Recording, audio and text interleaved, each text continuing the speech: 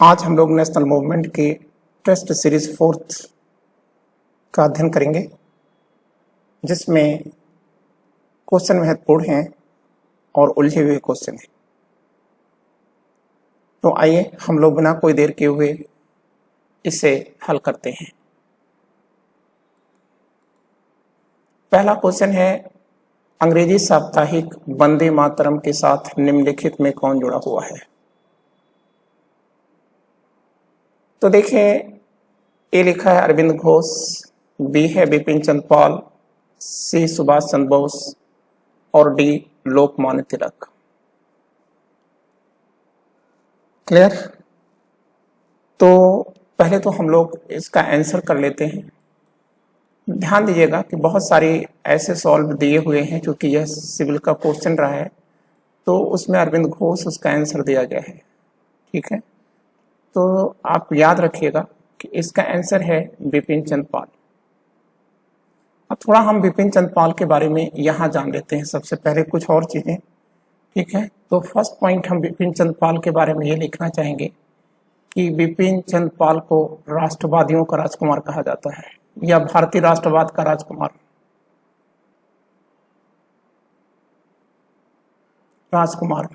Prince of nationalism in India. Second चीज आप याद रखिएगा कि इन्हें ही भारतीय क्रांतिकारी विचारों का जनक कहा जाता है। विचारों का जनक, फादर ऑफ रिवोल्यूशनरी थॉट के नाम से जाना जाता है इनको। तीसरी बात आप याद रखिएगा, यह है सिलहट के रहने वाले थे। सिलहट के रहने वाले थे। चौथी बात आप याद रखिएगा, लाल बाल और पाल आप जानते ही हैं, ये एक उग्रवादी नेता हैं ये।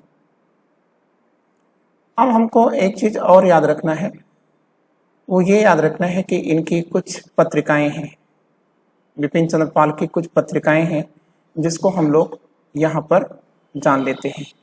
ठीक है, तो फर्स्ट जो इनकी मैगजीन आती है जिसको उन्होंने पब्लिश किया था, वह क्या थी? तो आप कहेंगे परिदर्शक।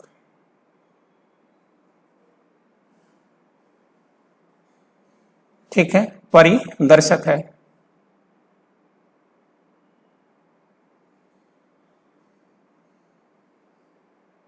हिंदी में इस तरह से लिखेंगे, परिदर्शक। दूसरी है वंदे मातरम।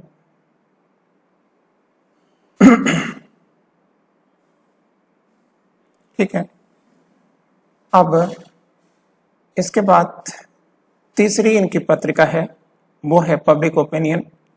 ठीक है, पब्लिक ओपिनियन या Bengal public opinion. Bengal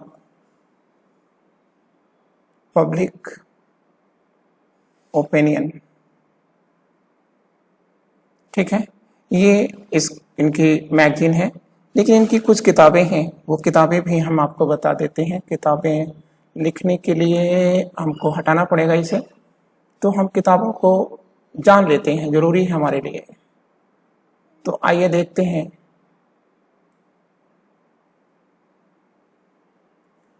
Bipin Chandra Pal sir की कुछ किताबें हैं, उसमें सोल ऑफ इंडिया है, बहुत महत्वपूर्ण किताब है इनकी, भारत की आत्मा। ठीक है, तो यहाँ हम लोग लिख लेते हैं, फर्स्ट जो इनकी किताब है वो है द, लगना चाहिए था soul of India. The soul of India कर लीजिएगा आप, यहाँ द लगा देते हैं। और इसके साथ साथ इनका है, और कौन सी किताब है? तो आप कहेंगे our real danger. Our real danger इनकी दूसरी किताब है, और तीसरी किताब है the basis of social reform. ठीक है, बेसिस ऑफ सोशल रिफॉर्म इनकी अगली किताब है। ठीक है, अब हम लोग अगला पोर्शन देखते हैं, थोड़ा सा अरविंद घोष के बारे में भी जान लेते हैं। ठीक है, तो देखिए, जो अरविंद घोष हैं, ये क्या है? अनुशीलन समिति के संस्थापकों में से एक थे। और अनुशीलन समिति जो है, ठीक है, बंगाल की कैसी संस्था है? तो आप कहेंगे कि सर यह एक क्रांतिकारी संस्था थी, ठीक है, अनुशीलन समिति, और उसी के संस्थापक सदस्यों में आते हैं अरविंद घोष सर, ठीक है ना बच्चों। और अब आपको एक चीज याद रखना है कि जो अरविंद घोष हैं, इनके ऊपर जब मुकदमा चलाया गया था, तो अलीपुर षड्यंत्र केस का मुकदमा इनके ऊपर चलाया गया था, ठीक है। तो शेष लोगों को तो फांसी हो गई थी, लेकिन अरविंद घोष के जो वकील थे, ठीक है, वो कौन थे? तो आप कहोगे कि सर देशबंधु थे या चित्तरंजन दास थे या सीआर दास थे। तो सीआर दास की जबरदस्त प्लीडिंग के सामने या दलील के सामने जो है, ठीक है, जज को इन्हें मुक्त करना पड़ा था। और फिर अरविंद घोष जो है सक्रिय राजनीति से दूर चले गए थे, और सक्रिय राजनीति से दूर चले जा करके इन्होंने क्या किया था, पांडिचेरी चले गए थे। कहाँ चले गए थे? पांडिचेरी चले गए, और पांडिचेरी में जा करके इन्होंने ओराविले आश्रम की स्थापना किया था, ठीक है, ओराविले आश्रम की स्थापना किया था, और यही ओराविले आश्रम से इन्होंने गीता रहस्य को लिखा था, ठीक है, क्लियर। और वंदे मातरम में भी इनके लेख आते रहे हैं, ठीक है, इसीलिए क्योंकि वंदे मातरम के ये अच्छे एक संपादक भी रहे हैं, इसलिए कभी कभी ये कह दिया जाता है कि अरविंद घोष ने भी वंदे मातरम का संपादन किया था, ठीक है, लेकिन उन्होंने से संपादन किया था, वह उनकी थी नहीं। अब देखिए सुभाष चंद्र बोस आता है, तो सुभाष चंद्र बोस की जो किताब है, मैगजीन है, ये हमने सब कुछ आपको बता रखा है। स्प्रिंगिंग टाइगर इनकी आत्मकथा है, ठीक है, स्प्रिंगिंग टाइगर या उछलता हुआ चिता, ठीक है, ये इनकी आत्मकथा है। माई स्ट्रगल भी इनकी एक किताब है। अब बात आती है लोकमान्य तिलक सर की, तो लोकमान्य तिलक सर की जो कुछ मैगजीन है, पहली चीज तो ये आप याद रखिएगा कि ये तिलक सर जो है ये महाराष्ट्र के रत्नागिरी जिले के रहने वाले थे, ठीक है, यहाँ हम लिख देते हैं, ठीक है, ये तो लिखने का कोई मतलब नहीं रहा, लेकिन कुछ चीजें आपको याद रखना होगा। वो ये रखना है कि हिंदू राष्ट्रवाद का जनक कहा जाता है इन्हें, फादर ऑफ, ठीक है, हिंदुइज्म, ठीक है, फादर ऑफ हिंदू नेशनलिज्म भी कह सकते हैं आप इनको, फादर ऑफ हिंदुइज्म भी कह सकते हैं, या फादर ऑफ हिंदू नेशनलिज्म भी इनको आप कह सकते हैं, ठीक है। और ये कांग्रेस में 1890 में बंबई से आए थे, ठीक है, और गांधी जी ने लोकमान्य तिलक के बारे में बहुत कुछ कहा था, ठीक है, आप याद रखिएगा, ठीक है, वो चीज आपको याद रखना है, गांधी जी ने तिलक के बारे में क्या कहा था, ठीक है। तो आप याद रखिएगा, maker of modern India, Gandhi ji ने तिलक को क्या कहा? मेकर ऑफ मॉडर्न इंडिया कहा था, ठीक है, आधुनिक भारत का निर्माता, ठीक है, कहा था। और इन्हीं को फादर ऑफ इंडियन रिवॉल्यूशन भी कहा जाता है, ठीक है, किसको? तिलक को ही, ठीक है, भारतीय क्रांति का जनक कहा जाता है, भारतीय क्रांति का जनक, ठीक है, किसको कहा जाता है? तिलक को कहा जाता है। और ये भी आप याद रखिएगा, वैलेंटाइन सिरोल का तो नाम आपको जानते ही हैं, तो वैलेंटाइन सिरोल ने इनको क्या कहा था, ठीक है, father of Indian unrest, father of Indian unrest, ठीक है ना, इस नाम से वैलेंटाइन सिरोल ने कहा था, ठीक है। और आपको ये भी चीज याद रखना होगा इन्हें भारतीय जनता क्या किस नाम से जानती थी? तो आप कहेंगे कि Bharatiya Janata father of Indian father of Indian nationalism के नाम से जानती है, ठीक है, मतलब भारतीय राष्ट्रीय आंदोलन का जनक, ठीक है, इनको कहती है, ठीक है। अब बच्चों हमारे सामने एक चीज आता है कि इनकी कुछ अखबार थे, तो आप कहेंगे कि तिलक के 2 अखबार थे, एक था मराठा, दूसरा था केसरी, ठीक है ना, मराठा और केसरी। और इनका एक नारा भी था, ठीक है ना, वो नारा क्या था? तो हमको देखना होगा कि इनका नारा क्या था। स्वराज मेरा जन्मसिद्ध अधिकार है और मैं इसे लेकर रहूंगा, ठीक है, मतलब इन्होंने कहा था कि स्वराज मेरा जन्मसिद्ध अधिकार है, Swaraj is my birth right, I shall have it, ठीक है, ये शब्द का उन्होंने प्रयोग भी किया था। और इनकी जो किताब है वो है वैदिक क्रोनोलॉजी, ठीक है, वेदांग ज्योतिष, ठीक है, और आर्यन होम, ठीक है, लिखना होगा, लिख देते हैं। एक तो हो गई आर्यन होम, दूसरा हो गई वैदिक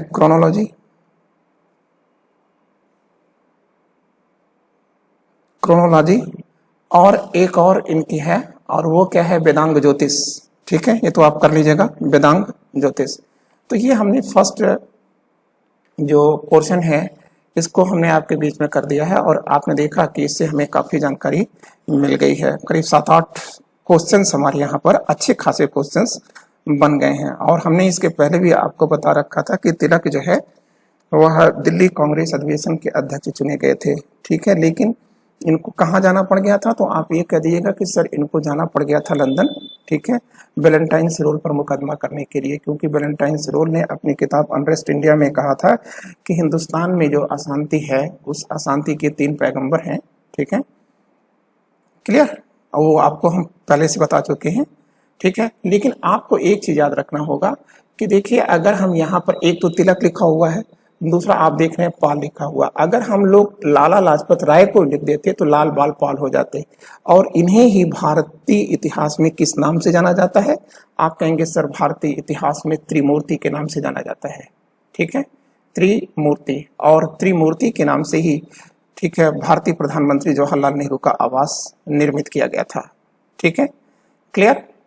तो अब बच्चों यहाँ पर रुकना बहुत मैटर हो जाएगा, तो यहाँ ठीक नहीं है। अब हम लोग आगे चलते हैं। देखिए, दूसरा है भारत सरकार अधिनियम 1909 द्वारा निम्नलिखित में किस बात की व्यवस्था दी गई है। ठीक है, तो ये देखिए भारत सरकार अधिनियम 1909 है। ठीक है, मतलब आप कह सकते हैं कि 1908 में मार्ले मिंटो रिफॉर्म आया था। क्या आया था? मार्ले मिंटो रिफॉर्म आया था। उसी मार्ले मिंटो रिफॉर्म को ब्रिटिश संसद ने, ठीक है, जब स्वीकार लिया तो उसी को भारत सरकार अधिनियम 1909 कहा जाता है। ठीक है ना, गवर्नमेंट ऑफ इंडिया एक्ट 1909 कहा जाता है।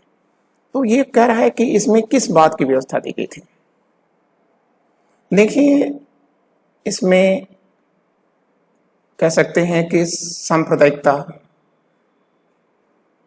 को प्रतिनिधित्व दिया गया था, मतलब मुसलमानों को सेपरेट इलेक्टोरल व्यवस्था दी गई थी।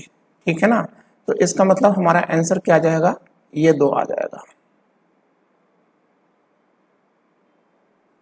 तो अब यहां पर थोड़ा सा हमको रुकना है और जानना है। देखिए, 1909 में जो भारत सरकार अधिनियम 1909 आता है बच्चों, ठीक है, ये 1909 का जो अधिनियम आ रहा है, इसकी एक खास बात याद रखिएगा कि इसी ने भारत विभाजन की नींव रख दिया था। भारत विभाजन की नींव, ठीक है, तो ये कब रखी गई है? आप कहोगे 1909 में रखी गई थी सर। ठीक है, किसके द्वारा? इसी एक्ट के द्वारा। क्यों कैसे आप कह सकते हैं? क्योंकि इस एक्ट ने क्या किया, ठीक है, कि जो हित है, हित मतलब इंटरेस्ट, ठीक है, हित को 2 भागों में बांट दिया था। एक हिंदू हित क्या है, दूसरा मुस्लिम हित क्या है। अब जब इन्होंने 2 हितों को बांट लिया तो ये तय कर दिया, ठीक है, कि जब हित अलग हैं, विचार अलग हैं, मान्यताएं अलग हैं, तो ऐसी स्थिति में एक देश कैसा। ठीक है ना। अब देखिए, जो संघीय व्यवस्था की बात आती है, ये जो संघीय व्यवस्था का कॉन्सेप्ट आता है, अच्छा हाँ, ये छूट रहा है, द्वैध शासन प्रणाली। तो द्वैध शासन प्रणाली जो है ये गवर्नमेंट ऑफ इंडिया एक्ट 1919 के द्वारा भारत में लागू की गई थी। ठीक है, यहाँ हम लिख देते हैं द्वैध शासन प्रणाली, ये देखिए हमने लिख दिया। ठीक है, इसको अंग्रेजी में हम लोग कहते हैं डायरकी, डायरकी। देखिए, यह लीनियस कार्टियस के दिमाग की उत्पत्ति है। लीनियस कार्टियस, ये हमने लिख दिया है, लीनियस कार्टियस के दिमाग की उत्पत्ति है। और यह जो है एक गाली गलौज का शब्द है। जैसे हम लोग भी कहते नहीं है, किसी बात पे कह जाते हैं ना कि दोगला है, ये है, वो है, कहते नहीं है। तो इस प्रकार से ये एक दोगलापन ही है। डायरकी जो है एक दोगलापन है। और ब्रिटेन में लड़कियां जो हैं, लड़के जब उनके साथ किसी प्रकार के क्या बोला जाता है, छेड़खानी करते थे, तो लड़कियां वो इसी शब्द का प्रयोग करती थी, डायर्क, यू द डायर्क। ठीक है ना, तुम दोगले हो। ठीक है, तो ये जो डायर्की सिस्टम आया, ठीक है, इस सिस्टम को गवर्नमेंट ऑफ इंडिया एक्ट 1909 के द्वारा लाया गया था। और इसमें जो है प्रांतों में, ठीक है, कि जो शासन के सब्जेक्ट थे उसे 2 भागों में बांट दिया गया था। एक रिजर्व सब्जेक्ट और दूसरा ट्रांसफर सब्जेक्ट। तो रिजर्व जो सब्जेक्ट था वो किसके अधीन था, तो आप कहोगे कि सर वो गवर्नर के अधीन था, और जो ट्रांसफर सब्जेक्ट था वह मुख्यमंत्री या और जनप्रतिनिधियों के अधीन था। ठीक है, इस प्रकार से उत्तरदायित्व को इन्होंने दो भागों में बांट दिया था। ठीक है, क्लियर। तो द्वैध शासन प्रणाली भी आप जान गए, सांप्रदायिक प्रतिनिधित्व भी आप जान गए। अब संघीय जो व्यवस्था है, ठीक है, ये संघीय व्यवस्था का कॉन्सेप्ट ये कब लेकर आते हैं, ठीक है, तो आप कहिएगा गवर्नमेंट ऑफ इंडिया एक्ट, ठीक है, 1935 के द्वारा जो है अखिल भारतीय संघ बनाने का विचार रखा गया था। और लेकिन यहाँ पर आपको विशेष बात याद रखना होगा कि भारत अखिल भारतीय राज्यों का एक संघ होगा। ठीक है, यह सुझाव सबसे पहले किसने दिया था, आप कहेंगे साइमन कमीशन ने दिया था, और साइमन कमीशन के इस सुझाव को कानून का रूप दिया गया है गवर्नमेंट ऑफ इंडिया एक्ट 1935 में। अब प्रांतीय स्वायत्तता कहाँ से आई, ठीक है, तो प्रांतीय स्वायत्तता, ठीक है, गवर्नमेंट ऑफ इंडिया एक्ट 1935 की देन है। ठीक है बच्चों, तो हम यहाँ थोड़ा सा आगे निकल रहे हैं, क्योंकि एक जगह अगर बहुत ज्यादा हो जाएगा तो आपके लिए थोड़ा सा उससे सजोना और रिकॉल करना, माइंड में रखना थोड़ा मुश्किल हो जाता है। जब छोटा छोटा रहेगा तो आप अच्छा कर लेंगे। तीसरा क्वेश्चन है, भारतीय स्वतंत्रता संग्राम में अपना सबल योगदान देने के कारण निम्नलिखित में किसे राष्ट्र कवि की उपाधि प्राप्त हुई थी। ये इसमें कोई बहुत तामझाम नहीं है, आप सीधे कर ले लीजिएगा। मैथिली शरण गुप्ता को दी गई है, गुप्त को दी गई है। ठीक है, अब हम लोग आगे चल रहे हैं, फोर्थ क्वेश्चन देखते हैं। 1946 का कैबिनेट मिशन 3 सदस्यों से निर्मित किया गया था, मतलब जो कैबिनेट मिशन आया था उसके 3 सदस्य थे। निम्नलिखित में कौन एक सदस्य इसमें शामिल नहीं था। देखिए, लॉर्ड पैथिक लॉरेंस, ठीक है, जो कि उस समय होम मिनिस्टर थे, ठीक है, और भारत सचिव भी थे। ठीक है, क्लियर। भारत सचिव प्राय वही होता था, ऐसा तो नहीं, कोई नियम नहीं था, लेकिन परंपरा ये थी कि भारत सचिव वही होता था जो गृह मंत्री होता था। ठीक है, तो लॉर्ड पैथिक लॉरेंस जो है इसकी अध्यक्षता कर रहे थे, और उसके 2 अन्य सदस्य थे, एबी अलेक्जेंडर और सर क्रिप्स। ठीक है, मजदूर नेता सर क्रिप्स। ठीक है, और ये तो लॉर्ड एमरी, ये तो भाई प्रधानमंत्री रहे, तो ये इनका तो कोई मतलब ही नहीं है। तो इसमें शामिल कौन नहीं था, तो इसका आंसर आएगा लॉर्ड एमरी। ठीक है, was not a member of cabinet mission. ठीक है ना। अब हम लोग आगे बढ़ रहे हैं 5th क्वेश्चन की तरफ, और 5th क्वेश्चन कह रहा है कि 1932 में पूना पैक्ट के बाद हरिजन सेवक संघ की स्थापना हुई थी। ठीक है, इसके अध्यक्ष निम्नलिखित में कौन थे। ठीक है, तो बच्चों हम लोग आगे जाएं इसके पहले हम ऊपर से ही सॉल्व करते रहते हैं। देखिए, ये हरिजन सेवक संघ लिखा होगा ना, क्लियर, ये वाला। तो सबसे पहली चीज आप याद रखिएगा, यह हरिजन सेवक संघ की स्थापना किसने किया था। ठीक है, तो आप कहोगे कि सर गांधी जी ने किया था। ठीक है, गांधी जी ने किया था, और गांधी जी ने इसी समय कहा था, ठीक है, कि मैं अगला जन्म एक हरिजन के रूप में लेना चाहूंगा या एक अछूत के रूप में लेना चाहूंगा। ठीक है, और गांधी जी ने हरिजन सेवक संघ की स्थापना किया था, और घनश्याम दास बिरला को, या आप कह सकते हैं कि जीडी बिरला को क्या कर दिया था, इसका, ठीक है, बॉस बना दिया था, मतलब इसका अध्यक्ष बना दिया था। महान पूंजीपति बिरला सर, ठीक है, इसके अध्यक्ष थे। ठीक है, तो अमृतलाल ठक्कर के बारे में मैं आपको बता चुका हूं कि ये बी.आर. अम्बेडकर के सबसे हितैषी थे, और बी.आर. अम्बेडकर ने जब भी उत्तर भारत का दौरा किया है तो अमृतलाल ठक्कर इनके साथ रहे हैं। ठीक है, क्लियर। और हम यहाँ पर एक चीज याद रखेंगे कि अमृतलाल ठक्कर ने ही, ठीक है, जो हमारा जो डिप्रेस्ड क्लास है या दलित वर्ग है उसके लिए क्या किया था, अनुसूचित जाति और जनजाति शब्द का प्रयोग किया था। लेकिन जब हम लोग इतनी बातें कर रहे हैं तो इनके बारे में भी याद रखते हैं, बी.आर. अम्बेडकर सर के बारे में। बी.आर. अम्बेडकर ने जो है, ठीक है, ओबीसी अन्य पिछड़ा वर्ग शब्द का प्रयोग किया था। ठीक है, क्लियर। और इसी वर्ग की दलील इन्होंने सबने अवज्ञा आंदोलन के दौरान जो गोलमेज सम्मेलन हो रहा था, ठीक है, उसमें इन्होंने कहा था। ठीक है, इसके पहले इन्होंने 1919 में जब ब्रिटिश दूत या आप कह सकते हैं प्रतिनिधि मंडल भारत में आया था, तो उससे भी मुलाकात करके इन्होंने ओबीसी शब्द का प्रयोग किया था। अन्य पिछड़ा वर्ग जो आप आज देखते हैं लोग आप कॉमनली यूज करते हैं। ठीक है, तो लेकिन वो ये नहीं जानते कि इस शब्द का पहली बार यूज किसने किया था, तो बी.आर. सर ने किया था। ठीक है, अब आइए हम लोग चलते हैं अगला 16। 14 जून 1947 को कांग्रेस के दिल्ली अधिवेशन में भारत के विभाजन का प्रस्ताव स्वीकृत हुआ था। इस अधिवेशन की अध्यक्षता निम्नलिखित में किसने किया था? देखिए ये जो क्वेश्चन है, ठीक है, वैसे तो ये क्वेश्चन तो आईएएस का क्वेश्चन है या पीसीएस का क्वेश्चन है, लेकिन ये क्वेश्चन क्लियर नहीं है तो आप इसको कर लीजिएगा। इसको थोड़ा सा चेंज हम लोग कर लेते हैं, चेंज नहीं करते हैं, इसके जो ट्रूथ है, ठीक है, इसको जान लेते हैं। तो ये जो दिल्ली अधिवेशन है ये कांग्रेस के महासचिवों की बैठक है ये, ठीक है। तो इस बैठक में, ये बैठक दिल्ली में चल रही है 14 जून 1947 को, ठीक है। 3 जून 1947 को माउंटबेटन प्लान आया था और माउंटबेटन प्लान के तहत भारत को 2 भागों में बांट दिया गया था, ठीक है। तो अब सवाल यहां पर है कि इसी माउंटबेटन प्लान पर एक बहस चल रही है दिल्ली में, ठीक है, कब? 14 जून 1947 को। तो इसमें जो है माउंटबेटन प्लान को या भारत विभाजन के प्रारूप को, मॉडल को, ठीक है, कौन रखता है? तो आप कहोगे कि सर गोविंद बल्लभ पंत रखते हैं, ठीक है, गोविंद बल्लभ पंत रखते हैं। और उस समय इस बैठक की अध्यक्षता कौन कर रहा था, ये चीज पूछ रहा है, ठीक है। तो आप कहोगे कि सर उस समय जो उस बैठक की अध्यक्षता कर रहे थे वो है डॉक्टर राजेंद्र प्रसाद। तो गोविंद बल्लभ पंत ने, ठीक है, यहाँ माउंटबेटन प्लान या भारत विभाजन के जो प्रारूप है उसको रखते हुए कहा था कि दोस्तों आज हमें 2 विकल्प में से एक विकल्प को चुनना है, या तो हम आत्महत्या चुन लें या पाकिस्तान को, ठीक है ना, क्लियर। तो याद रखिएगा कि सभी लोगों ने मान लिया था, लेकिन एक बंदे थे अबुल कलाम आजाद, ठीक है, जिन्होंने इसे नहीं माना और अंतिम समय तक उन्होंने भारत के विभाजन को कभी नहीं स्वीकारा था, ठीक है। अब आगे चलते हैं। निम्न में से किसे गांधी जी ने अपना राजनीतिक गुरु माना? तो बच्चों देखो, इसमें राजनीतिक गुरु पॉलिटिकल मेंटर से मतलब है। यहाँ पॉलिटिकल मेंटर किसे माना? तो देखो गोपाल कृष्ण गोखले को उन्होंने माना था, ठीक है। तो यहाँ पहले हम लोग निशान लगा लेते हैं, गोपाल कृष्ण गोखले को उन्होंने माना था, ठीक है। गांधी जी के या पॉलिटिकल मेंटर है या राजनीतिक गुरु है। लेकिन एक चीज आप याद रखिएगा, गांधी जी ने गोपाल कृष्ण गोखले को, ठीक है, क्या कहा था? कुछ टाइटल दिया था।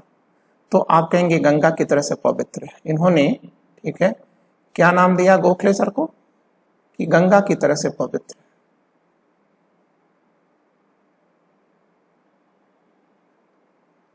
और तिलक के बारे में उन्होंने क्या कहा था? समुद्र की तरह से गहरा, समुद्र की तरह से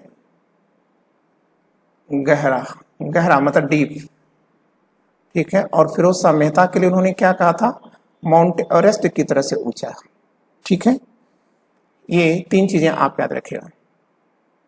लेकिन देखिए ये तिलक के बारे में देखिए, ये देखिए यहाँ लिखा हुआ है, हम यहाँ मिला देते हैं, समुद्र की तरह से गहरा, और गोपाल कृष्ण गोखले को गंगा की तरह से पवित्र गांधी जी ने कहा था, ठीक है।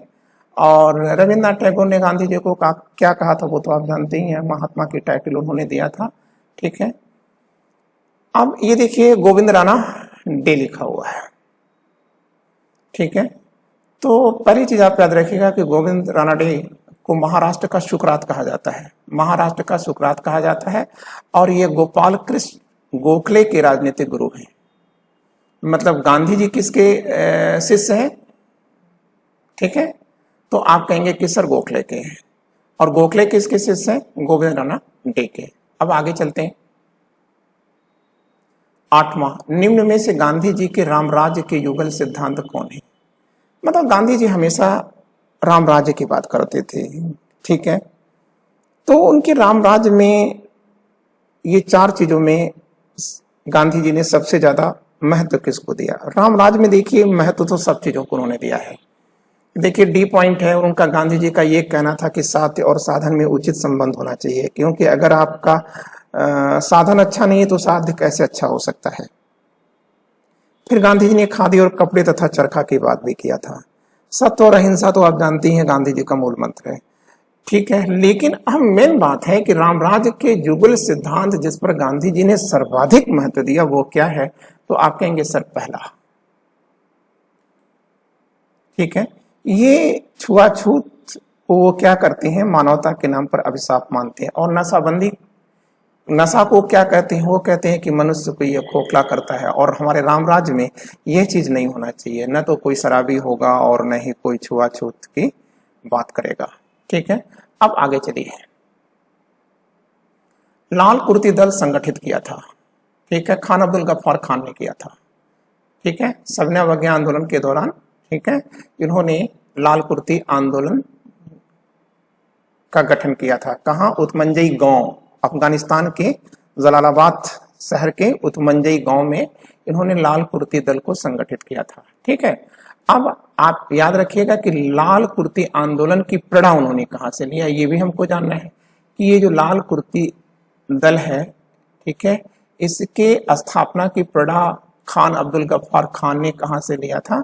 तो आप कहोगे कि सर ये प्रेरणा उन्होंने लिया था गैरीबाल्डी से, गैरीबाल्डी से। अब ये गैरीबाल्डी कौन है? आप कहेंगे इटली के यूनिफिकेशन का एक बड़ा नेता है। सिसिली इटली में किसके द्वारा आता है? तो आप कहेंगे सर गैरीबाल्डी के द्वारा आता है। ठीक है ना? तो अब ये भी आपने जान लिया। तो सवाल इस बात का है कि लाल कुर्ती दल को संगठित क्यों किया गया था? ठीक है ना? तो ये भी आप याद रखिएगा कि लाल कुर्ती दल इसे कहते क्यों है, क्योंकि देखिए लिखा है लाल कुर्ती मतलब लाल शर्ट और नीला पतलून इनका ड्रेस था, इसलिए इनको लाल कुर्ती दल कहा जाता है। ठीक है, काली बेल्ट, ठीक है, नीला पैंट और ठीक है लाल कुर्ता या शर्ट, इसलिए इनको क्या कहा जा रहा है? लाल कुर्ती कहा जा रहा है। प्रेरणा कहां से मिली है? इटली के, ठीक है, राष्ट्रवादी नेता गैरीबाल्डी से मिली है। ठीक है, और अब कह रहा है कि ये जो लाल कुर्ती दल है इसका उद्देश्य क्या है? ठीक है, क्लियर? तो देखिए बच्चों, इसका उद्देश्य बस केवल इतना था कि वह अंग्रेज मुक्त भारत बनाना चाहते थे, अंग्रेजों से इस देश को खाली कराना चाहते थे। आप कहेंगे कि सर कुछ जगहों पर तो लिखा हुआ है कि स्वतंत्र पख्तू लोगों का देश बनाना चाहते थे। ठीक है, यहां पर भी व्याख्या बहुत जरूरी हो जाती है।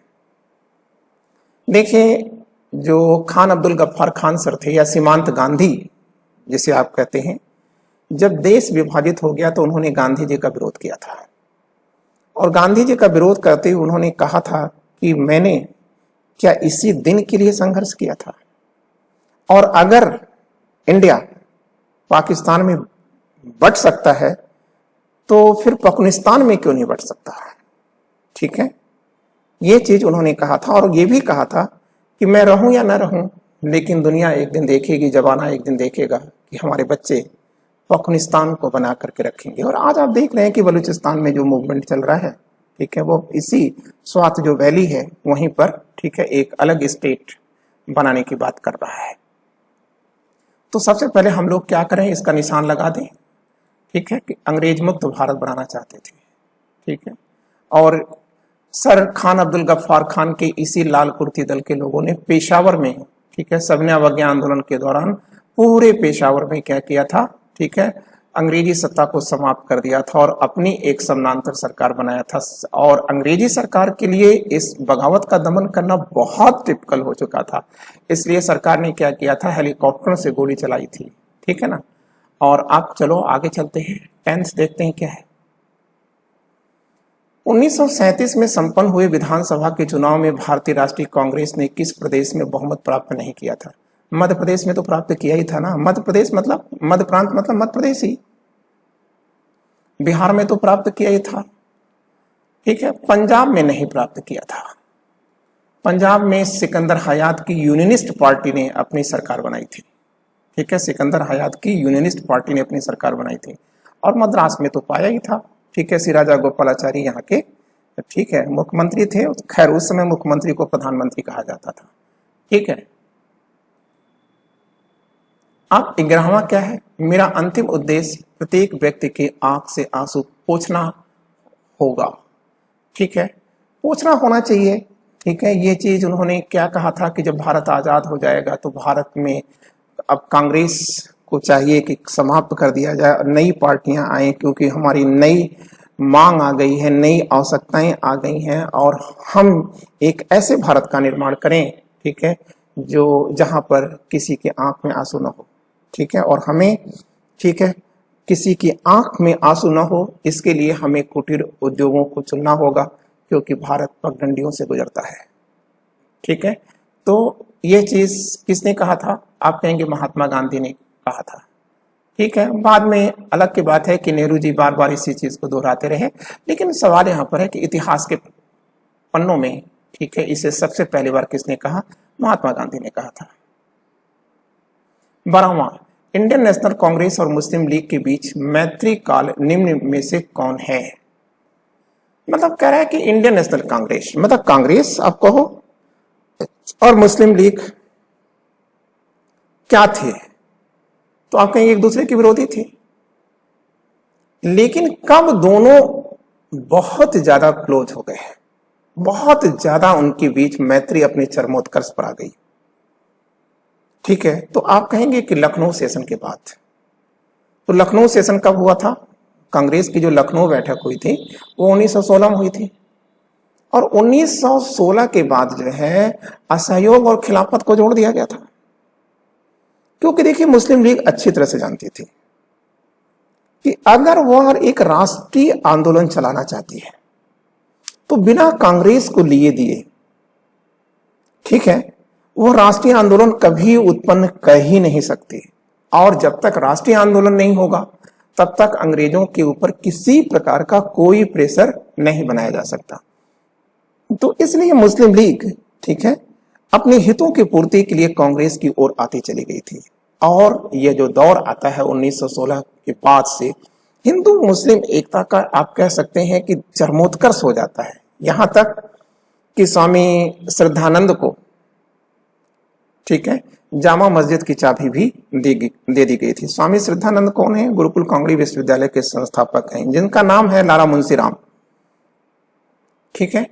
तो लेकिन उसी लाला मुंशीराम या श्रद्धानंद की हत्या 1922 में रहीम नामक एक बंदे ने कर दिया, और तब मुस्लिम लीग ने क्या किया?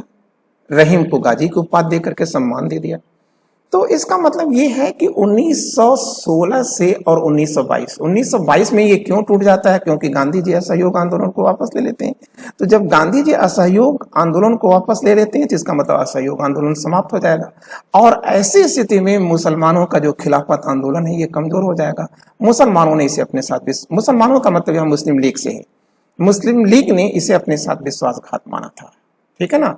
और इस प्रकार से, ठीक है, यहां 1922 के बाद हिंदू और मुस्लिम जो नफरत फैलती है, ये नफरत का परिणाम क्या होता है? भारत विभाजन, ठीक है। तो अब हम लोग यहां लगा लेते हैं, निशान लगा देते हैं 1916 से 1922, ठीक है, क्लियर। ये मैत्री का चरमोत्कर्ष है, और 22 के बाद से लगातार, ठीक है, इसमें क्या हो रहा है? ठीक है, संबंधों में क्या आ रहा है? कड़ुआहट आती चली जा रही है, ठीक है। अब हम लोग 13वां क्वेश्चन देखते हैं बच्चों। 13वां क्वेश्चन है, किन दो नेताओं ने भारत में दौरा कर सामाजिक उत्थान का भी कार्य किया था? देखो, दो लोग हैं, गांधी जी और तिलक, ठीक है। ये लोग सोशल रिफॉर्मर भी हैं, ठीक है, क्लियर। और ये लोगों में ऐसी कुछ नहीं है, कुछ भी नहीं है। गांधी और तिलक ने जो है समाज सुधार, राजनीति के साथ साथ जो है, ठीक है, सोशल अवेयरनेस फैलाने का भी काम किया था। आप 14 देखते हैं, 14 में मिलान दे रहा है बारदौली सत्याग्रह, ठीक है, ये किसने चलाया था? तो देखो आप मिला लो फट से, ये देखो बारदौली सत्याग्रह के नेता कौन है? सरदार पटेल है, और इसी समय जो है इनको सरदार की टाइटल भी दी गई थी, गुजराती महिलाओं के अनुरोध पर गांधी जी ने दिया था, ठीक है, ध्यान दीजिएगा, गुजराती महिलाओं के अनुरोध पर गांधी जी ने दिया था। चंपारण सत्याग्रह, ये तो भाई बताने की जरूरत ही नहीं है, गांधी जी हैं। कूका आंदोलन, ये किसका है? राम सिंह का है, ठीक है, इसको हम बता चुके हैं, ठीक है। और ये कूका आंदोलन भी बता चुके हैं कि साहब ये पश्चिमी पंजाब में शुरू होता है और इसका उद्देश्य क्या था, ठीक है। इसका उद्देश्य तो प्रारंभ में था कि भाई जो सिख लोग हैं उनके अंदर शाकाहार का और सादगी का प्रचार प्रसार करना, ठीक है। लेकिन धीरे धीरे ये इसका स्वरूप जो है पोलिटिसाइज्ड हो गया था, ठीक है। और फिर ये देखिए यहाँ हमने बताया था कि राम सिंह को गिरफ्तार करके रंगून भेज दिया गया था, ठीक है ना। लाल कुर्ती आंदोलन अभी कुछ ही देर पहले आपने पढ़ा है और ये गफ्फार खान का है, ठीक है, खान अब्दुल गफ्फार खान का है, तो आप ये मिला लीजिएगा, ठीक है। अब हम लोग आगे चलते हैं, ठीक है। 15 देखते हैं। विदेश में प्रथम स्वतंत्र भारतीय सरकार किसने स्थापित किया था? तो पहले निशान लगाते हैं सही क्या है, उसके बाद तब इसकी व्याख्या करते हैं। तो देखिए ये है राजा महेंद्र प्रताप सिंह। अब थोड़ा हमको गहराई में चलना है, ठीक है, तो आगे चलते हैं, ठीक है। तो देखिए आप एक नाम तो परिचित है, ठीक है, लाला हरदयाल, ठीक है, परिचित हैं आप, गदर पार्टी के नेता। दूसरा नाम आप याद रखिएगा, सम्राट विलियम सेकंड कैसर। कैसर, कैसर को अगर आप अंग्रेजी में लिखते हैं तो सीजर हो जाता है, ठीक है। ये कौन है? आप कहेंगे कि सर जर्मनी के सम्राट हैं, ये जर्मन सम्राट, क्लियर, ये जर्मन सम्राट हैं, ठीक है। अब देखो लाला हरदयाल, ठीक है, ये विलियम होना चाहिए था, ये हट गया है, आप इसे सही कर लीजिएगा, ये विलियम है, ये ठीक है, विलियम सेकंड कैसर, जर्मन सम्राट। तो देखो फर्स्ट वर्ल्ड वॉर चल रहा था, जर्मनी हर मोर्चे पे हार रहा था, और उसी समय लाला हरदयाल बर्लिन में विलियम सेकंड कैसर से मिलते हैं, और विलियम सेकंड कैसर ने लाला हरदयाल को ये कहा था कि भाई आप एक काम करो, आप भारत में अंग्रेजों के विरुद्ध एक आंदोलन खड़ा करो। तो अब आंदोलन खड़ा करने के लिए फाइनेंस चाहिए, सरकार चाहिए, तो विलियम सेकंड कैसर ने अपने एक रिप्रेजेंटेटिव फॉन हेटिंग को, किसको? तो आप कहोगे कि सर इनके रिप्रेजेंटेटिव हैं विलियम सेकंड कैसर के फॉन हेटिंग, ठीक है, सांसद है ब्रिटेन का, ठीक है। इस फॉन हेटिंग को कहा कि ठीक है आप लाला हरदयाल का सहयोग करो, ठीक है, और लाला हरदयाल के सहयोग से ही, ठीक है, या इन्हीं के निर्देशन में या इन्हीं के नेतृत्व में राजा महेंद्र प्रताप सिंह ने काबुल में अस्थायी भारत सरकार का गठन किया था, ठीक है, अस्थायी भारत सरकार का गठन किया था, ठीक है, जिसके राष्ट्रपति राजा महेंद्र प्रताप सिंह थे। और बरकतुल्ला जो है, ये देखिए ऊपर पहला जो टॉपिक लिखा है ये वाला, ठीक है, ए पॉइंट, ये बरकतुल्ला, तो बरकतुल्ला जो है ये इसके प्रधानमंत्री थे, और ओबे उद्दौला जो है वो गृह मंत्री थे, ठीक है बच्चों, ठीक है। तो ये देखिए लाला हरदयाल की भी हमने व्याख्या कर दी, ठीक है, बरकतुल्ला की भी व्याख्या कर दिया, ओबेदुल्ला की बातें कर दिया, फिर हमने विलियम सेकंड कैसर की भी बातें कर दी, ठीक है। और यह भारत की प्रथम अस्थायी सरकार है जो काबुल में बनी थी, ठीक है। 16 देखते हैं। 16 कह रहा है कि 1928 में साइमन कमीशन किस उद्देश्य को लेकर भारत आया था? तो आप याद रखिएगा, ठीक है, कि स्वराज पार्टी है, ठीक है। कब बनी थी? 1 जनवरी 1923 को बनी थी। आप 22 में भी आता है, ठीक है, आप लगा सकते हैं, लेकिन शुद्ध तो नहीं है वो ना, इसीलिए मैंने आपको डेट दे दिया 1 जनवरी 1923, स्थान इलाहाबाद का स्वराज भवन, ठीक है।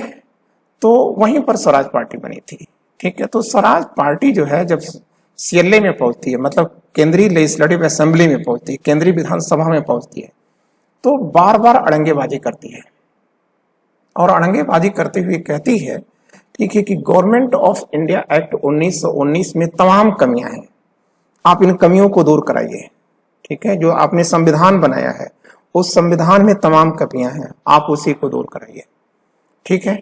तो ऐसी स्थिति में जो है वाइसराय रीडिंग, उस समय वाइसराय रीडिंग थे, तो उन्होंने ब्रिटेन के जो प्रधानमंत्री थे वो थे बॉल्बिन, बालविन सर प्रधानमंत्री थे, तो उन्होंने बालविन सर को लिखा था कि सर शासन को चलाना मुश्किल हो चुका है, इसलिए आप जो है गवर्नमेंट ऑफ इंडिया एक्ट 1919 का अध्ययन कराएं। ठीक है, तो बालविन सर के सुझाव पर ही, ठीक है, वाइसराय रीडिंग ने, ठीक है, अलेक्जेंडर मूडी मैन कमेटी का गठन किया था। ठीक है, 8 सदस्यीय अलेक्जेंडर मूडी मैन कमेटी का गठन किया था। और अलेक्जेंडर जो मूडी मैन कमेटी है, उसने ये मान लिया था कि गवर्नमेंट ऑफ इंडिया एक्ट 1919 में कमियां हैं और समय रहते ही इसमें सुधार कर दिया जाना चाहिए। ठीक है, और बाद में नए प्रधानमंत्री आते हैं, बदल जाते हैं वो, और प्रधानमंत्री जो रैमजे मैकडोनाल्ड सर हैं, उन्होंने क्या किया कि साइमन कमीशन को नियुक्त कर दिया था। और साइमन कमीशन क्यों आया, तो आप कहेंगे कि भारत में संवैधानिक जो गतिरोध है, मतलब कॉन्स्टिट्यूशनल जो डेडलॉक चल रहा है, उसी का अध्ययन करने और अपना विचार सुझाने के लिए आया था। ठीक है, भारत में 2 बार आया है। ठीक है, और इसी के सुझाव पर ही गोलमेज, साइमन कमीशन के सुझाव पर ही, ठीक है, गोलमेज सम्मेलन का आयोजन या राउंड टेबल कॉन्फ्रेंस का आयोजन हुआ था। ठीक है, अब राउंड टेबल कॉन्फ्रेंस देखो एक मुहावरा है, ऐसा नहीं कि किसी गोल चेयर टेबल के चारों ओर बैठते हैं ना, इसका मतलब है आपसी वार्तालाप। देखो 17वां आ रहा है कि लाहौर षड्यंत्र कांड में निम्नलिखित में से किस क्रांतिकारी को फांसी नहीं हुई थी। तो देखो किसको हुई थी। ठीक है, तो पहले तो ये देख लो किसको हुई। ठीक है, तो देखो बच्चों किसको किसको हुई, अरे भाई सुखदेव को हुई थी, सरदार भगत सिंह को हुई, राजगुरु को हुई। ठीक है, किस कांड में हुई थी, लाहौर षड्यंत्र केस। लाहौर षड्यंत्र केस क्या है, तो आप कहोगे कि सर एसपी सैंडर्स की हत्या। ठीक है, तो एसपी सैंडर्स की हत्या। लेकिन देखो एक चीज आपसे पूछ दिया जाएगा कि ये जो क्रांतिकारी हैं हमारे, ठीक है, ये हमारे जो शूरवीर हैं, इनका उद्देश्य ये कभी नहीं था कि वो सैंडर्स की हत्या करें। एग्जैक्टली इनका उद्देश्य था स्कॉट की हत्या करना। ठीक है, लाहौर के एसएसपी स्कॉट की हत्या करना ही इनका उद्देश्य था। ठीक है ना, तो लेकिन सैंडर्स तो अचानक मार दिया गया था। तो यही जो घटना है यह लाहौर षड्यंत्र के नाम से जानी जाती है। ठीक है, तो इसमें बटुकेश्वर दत्त को छोड़ दिया गया था, बटुकेश्वर दत्त को उसमें फांसी नहीं हुई थी। ठीक है ना, अब आगे चलो, ये देखो कांग्रेस लिखा है, थोड़ा सा गलती से मतलब टाइपिंग गलत हो गई है। 18 कांग्रेस की 1916 के लखनऊ अधिवेशन में कौन सा मुख्य दूरगामी परिणाम वाला निर्णय था। 1916 का लखनऊ अधिवेशन, इसकी अध्यक्षता किसने किया था, अंबिका चरण मजूमदार सर ने किया था। ठीक है, और इसी बैठक में जो है मुस्लिम लीग की 16 प्रस्तावों को अध्यक्ष ने मान लिया था। उसमें एक बहुत बड़ा प्रस्ताव था, मुस्लिम लीग को जो गवर्नमेंट ऑफ इंडिया एक्ट 1909 के द्वारा जो पृथक निर्वाचन क्षेत्र या सेपरेट इलेक्टोरल सिस्टम दिया गया था, उसको एसी मजूमदार सर ने या अंबिका चरण मजूमदार सर ने मान लिया था। तो जब उन्होंने ये मान लिया तो आप याद रखिएगा कि इसीलिए रजनी पामदत्त ने कहा है कि भारत का विभाजन तो 1916 में ही मान लिया गया, 47 में तो हमने उसे क्या किया है, ठीक है, मनाया है, एक उत्सव मनाया है। ठीक है, तो आपको याद रखना होगा कि इसका पहला आंसर क्या आया, ये आया। ठीक है, बहुत बड़ी भूल थी, क्योंकि आपने जैसे ही पृथक निर्वाचन क्षेत्र की बात को स्वीकार कर लिया, आपने यह स्वीकार कर लिया कि हिंदू और मुस्लिम हित अलग अलग हैं, और जब हित अलग हैं तो एक राष्ट्र कैसे है वो। ठीक है ना, ये चीज कांग्रेस से बड़ी भूल हुई थी या अध्यक्ष जी से बड़ी भूल हुई थी। क्लियर। अब देखो दूसरा है कि कांग्रेस और मुस्लिम लीग का अस्थायी मिलन हो गया। देखो कुछ नहीं मिलते हैं, सब बेकार की बातें हैं। आगे चलो। 19 गांधी जी की मृत्यु पर किसने कहा था कि हमारे जीवन से प्रकाश ही चला गया। तो देखो बच्चों, आपने गांधी जी का कभी फोटो देखा होगा, तो गांधी जी का जो आप फोटो देखते हैं तो उसमें उनके जो वो पहनते हैं कमर में, तो आप कैसे धोती, तो उसमें आप देखती होंगी कि एक घड़ी लगी होती है, ठीक है, क्लियर। वो जो घड़ी है उस पर कितना बजा होता है, आप कहोगे कि सर उस घड़ी में 5:17 होता है, ठीक है, PM यह दिखाता है, घड़ी दिखाती है। क्यों? क्योंकि गांधी जी की जो घड़ी है उसका नाम भी आप याद रखोगे, इंगरलास। गांधी जी जो घड़ी अपने धोती में रखते थे उसका नाम है इंगरलास, ठीक है। और ये जो इंगरलास जो घड़ी है यह 5:17 पर ही बंद दिखाई जाती है। जितने भी चित्र देखोगे, ठीक है, उसमें यही दिखाएगा। वैसे गांधी जी का जो सबसे अच्छा चित्र बनाया गया है, ठीक है, वह ओसवाल्ड बसले ने बनाया है। और यह हमारी सेंट्रल जो वो है हॉल है, ठीक है, केंद्रीय जो हमारी संसद का केंद्रीय कक्ष है, उसमें ओसवाल्ड बसले द्वारा निर्मित, ठीक है, गांधी की इमेज लगाई गई है। और उसमें 5:17 पर घड़ी को बंद दिखाया गया है, क्योंकि 5:17 पर ही गांधी जी ने अपना दम तोड़ दिया था। और इसके तुरंत बाद, ठीक है, कोई 13 मिनट बाद 5:30 हो जाएगा और 5:30 बजे, ठीक है, जवाहरलाल नेहरू ने ऑल इंडिया रेडियो से राष्ट्र के नाम संबोधन किया था। और तब उन्होंने कहा था कि मेरे दोस्तों, मेरे कामरेड, ठीक है, आज मेरे बीच क्या हो रहा है मैं ये तो नहीं जानता, लेकिन मैं इतना जानता हूं कि आज हमारे बीच से प्रकाश ही चला गया है, ठीक है।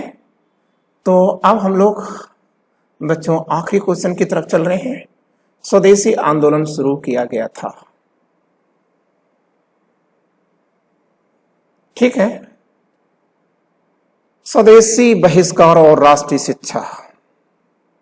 स्वदेशी, ये 3 बातें याद रखना। देखो 3 बातें आपको कौन कौन सी याद रखना है। फर्स्ट तो आप याद रखो, स्वदेशी अपनाओ, विदेशी बहिष्कार करो।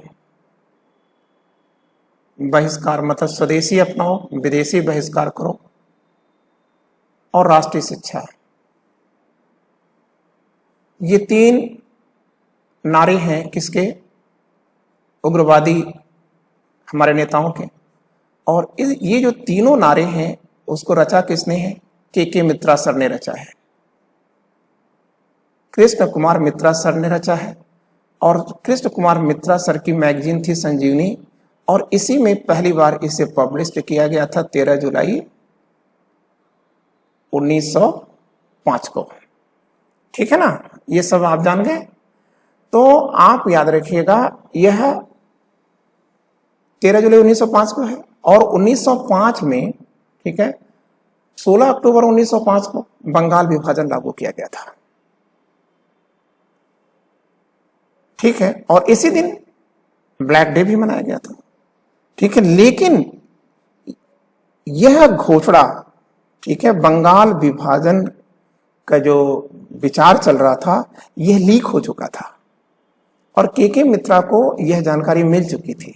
इसलिए के मित्रा ने 13 जुलाई 1905 के संजीवनी नामक पत्रिका में ये 3 नारे दिए थे कि यदि बंगाल का विभाजन किया गया तो हम स्वदेशी अपनाने का, विदेशी बहिष्कार करने का और राष्ट्रीय शिक्षा की वकालत करेंगे, ठीक है ना।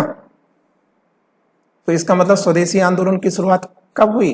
तो आप कहोगे कि सर बंगाल विभाजन के विरोध में।